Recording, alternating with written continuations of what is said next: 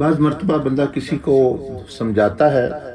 تو وہ اگلا بندہ جو ہے وہ اس کو غصہ آ جاتا ہے، تو پھر بندہ چھوڑ دیتا ہے سمجھانا، کسی کو بتانا کہ جی بندے غصے ہو جاتے ہیں، وہ مائنڈ کرتے ہیں۔ تو یہ نہیں ہونا چاہیے بندے کی سوچ، کیونکہ دیکھیں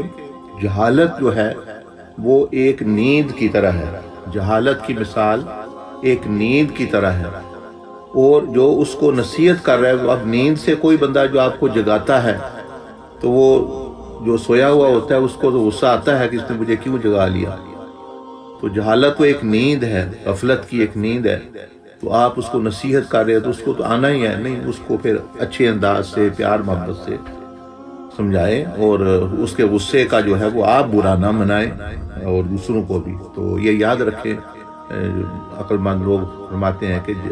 اس طرح ایک نیند ہوتی ہے، اس طرح جہالت غفلت بھی ایک نیند ہوتی ہے، اور نیند سے جو بندہ جگاتا ہے آپ کو وہ اچھا نہیں لگتا۔ لوگوں کو تو الارم اچھے نہیں لگتے کیونکہ ان کو جگاتے ہیں، حالانکہ الارم تو خود ہی لگاتے ہیں۔ تو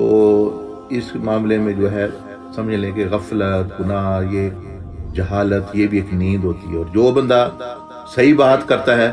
وہ اس کو جگا رہا ہوتا ہے۔ اس لیے کئی لوگ کہتے ہیں جی سچی بات کڑوی ہے، تو وہ کڑوی اسی لیے ہوتی ہے کہ وہ اس کو جہالت کی نیند سے اٹھا رہی ہوتی ہے، اور وہ اس کے ساتھ اس کا ہضم کرنا،